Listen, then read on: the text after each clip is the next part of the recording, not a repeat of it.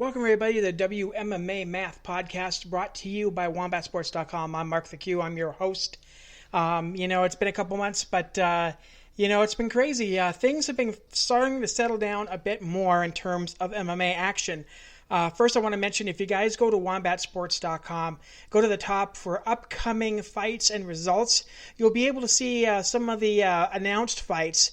Plenty of them over the past couple weeks have been announced for the UFC, Bellator, among other things. So you guys can check out the schedule all the way up to November up on WombatSports.com. Just go up to the results page, the upcoming fights and results page. It's on the top right corner of the bar on the website, so definitely check that out as well. Before we get to our guest, I want to mention quite a lot of action this weekend as well. We had a strawweight fight between a returning Felice Herrig. She ended up losing to former InvictaFC strawweight champion Verna Janakova by submission in the first round. Also, another former Invicta strawweight champion Livia Hanata Souza improves her record to 14-2, defeating Ashley Yoda by unanimous decision. Also, congratulations to Cheyenne Buys, who got a contract with the UFC. We will hopefully be seeing her in the Octagon sometime soon. She won her fight over Hillary Rose this past Tuesday on the Contender Series. I believe there's only one more female bout that's been scheduled so far, but I won't be surprised if we don't get a couple more coming out there as well. So yeah, kind of crazy things that are going on right now. I also want to mention what's been coming up. Kat Zingano has a really good documentary out right now. If you look up on YouTube, Kat Zingano Alpha and Omega, you'll be able to see that documentary. It's a real well watched. I believe it's about 52 minutes, and it's well worth the watch to see her journey through the UFC and a little bit about her. She'll be making her Bellator debut against Gabby Holloway September the 11th over in Newcastle, and it'll be broadcast on Paramount Network, so definitely check that out as well. Speaking of Bellator, this weekend we're going to have a fight over on Paramount Network with Julia Budd versus Jessie Mealy. That'll be a featherweight bout. That'll be coming up, I believe, on Friday. You guys can check out on Paramount Network. I believe it is on the main card, so definitely check that out as well. As for the UFC, there are two fights happening this weekend, as Mariana Akapova will be facing Shanna Dobson, and Amanda Lemos will be facing Mizuki Inoue on that card on the UFC. You guys can be able to watch that on ESPN+. So you can see both of those on the preliminary bouts on the card. With that in mind, I'm going to tell you guys a little bit about my guest. She trains out of San Diego, one of our favorite gyms, the San Diego Combat Academy. She's currently signed with Invicta. We don't know exactly when she'll be making her debut. As we hear, it's going to be sometime this fall, maybe November. Once the September card of Invicta comes out, I'm pretty sure we're going to get an announcement on that as well. It's very familiar. She has teammates that'll be fighting on that card as well. So it's great to be able to talk to her a little bit about that. Also a little bit about her kind of stance about bullying and her kind of drive to be able to help kids and adults really learn how to negate bullying and to learn self-defense as well. So without further ado, here we go. Here's my interview with Juliana Miller. My guest at this time is undefeated as an amateur and currently 1-0 as a professional. She is currently signed with Invicta. We don't know when her debut is. Hopefully very, very soon. She's with the killers out there over at the San Diego Combat Academy. I know several of the top females over there and most of the major promotions out there as well. So you know that she's really training with some of the best. Juliana Killer Miller is on with us right now. How you doing, Juliana?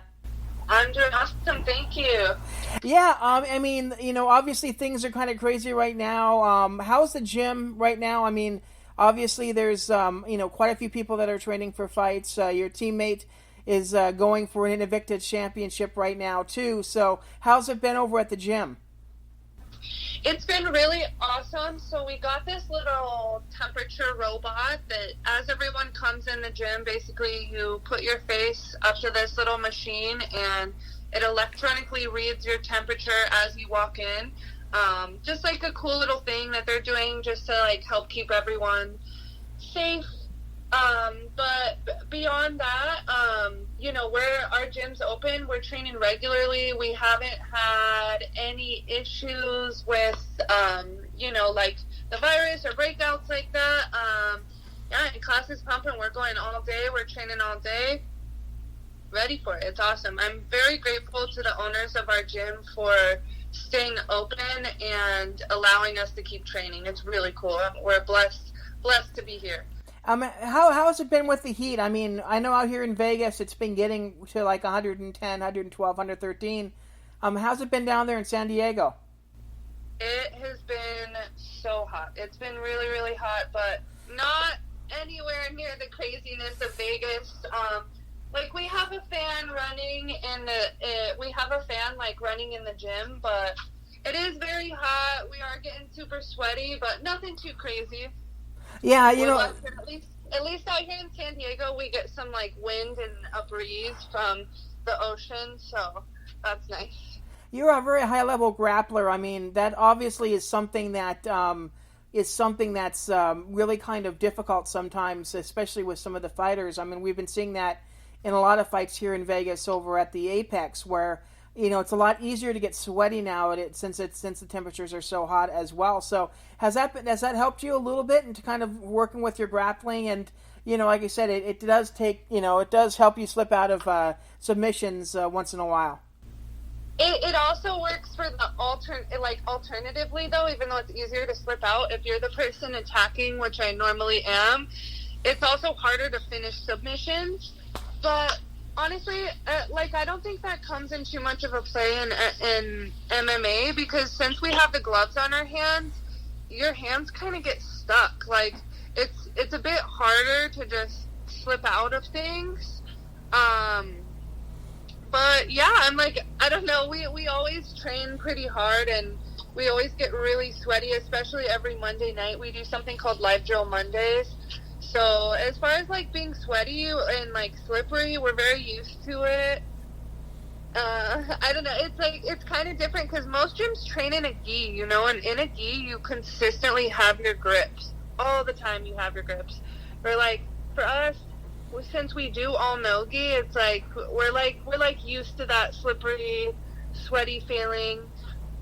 But I definitely can't wait for it to cool back down. I'm so excited for winter. Yeah, I mean that's coming back in a couple more months. So yeah, hopefully it'll start cooling off once we start hitting October again. And I'm assuming that's probably going to be when we're going to see you hopefully in Invicta. Yes, so I don't have any set opponents or a set date yet, but as of right now, it looks like I will be debuting sometime November. So it looks like November. Honestly, I've been ready. I was supposed to fight for Bellator May 29th, right before all this stuff hit, and I've just been in camp pretty much ever since, just training and then doing jiu-jitsu tournaments. So actually starting Wednesday, I'm going to take the next week off to just recover before jumping back in camp. Now, it's really interesting because I'm seeing that a lot more people are taking grappling in between, in between their fights as well to kind of keep sharp and all that as well. How is the opportunities for you in terms of grappling? You've been, I think, in 2 or 3 grappling tournaments since your pro debut. Yeah, I've been in 2 grappling tournaments. They were actually both 2 weeks apart from each other last month. I competed for a promotion called Submission on the Shores. Subs on the Shore has been absolutely incredible for anyone here in California, or even Arizona and Colorado. It's an all-women's tournament, and everybody that I know has competed for them. They're really just giving women an opportunity to stay active in these times. And the cool part about this tournament is when you enter the tournament, you actually get paid when you win, which is very uncommon for jiu-jitsu until you're at the top level. So I'm very blessed. But my pro debut was maybe like a year and 4 months ago, and I was inactive for a long time because I had broken a bone. It took me about 6 months to heal, so it's nice to come back. And honestly, California is just the mecca of jiu-jitsu. There's an opportunity knocking anywhere you look, regardless of what team you're with. If you are hungry and searching for a competition, we have it. It's all over here. I know quite a few members of your gym have participated in the Bravo Invitational, and was that something in the back of your mind that you might want to try someday?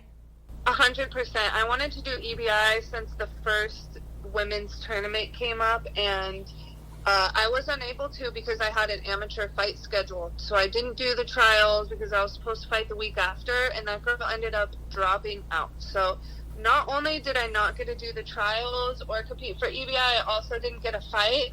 So ever since that moment, I'm like, I have to be up there. I know that I'll be able to nail it. My teammate Alima Leigh McFarland won the EBI belt for combat jiu-jitsu, not just the tournament, and that was really fun. I'm also very interested in combat jiu-jitsu. I think it's cool that you still get hit, but it's not like a closed fist. That's my least favorite part about MMA, is dealing with getting punched very hard. So it just looks really fun. Yeah. Now, tell me a little bit about how you got started in martial arts. So it's kind of a long story. I'll make it fast. I wanted to learn a little self-defense, and I met a few friends at a club that told me to try jiu-jitsu, and I tried it and I loved it. About a month and a half, there was a pretty crazy altercation that happened, and I was able to kind of help diffuse the situation with a little bit of jiu-jitsu that I had known, and it just kind of like changed my perspective on the martial arts. And then a few months later, I was in another altercation where I was unable to defend myself, and it ended up almost traumatizing. Like, everyone who has ever been in a physical altercation and not known what to do or how to defend themselves, like, it's so scary. And I remember, like, I had been choked, and after I woke up from everything that happened, I was like, no one will ever touch me like that again. And that was when my MMA journey started, because I was really frustrated, and I just wanted to fight. I just wanted to get a few fights. I wanted to know what it was like. But amidst that journey of trying to start my amateur career, I had decided that I wanted to teach women self-defense, because so many women, whether it be, a domestic violence reason, or some girl at school who's bigger than you bullying you when you're in high school or college, whether it's like a drunk friend at a party, a lot of the times these incidences come from people you know. So you're not necessarily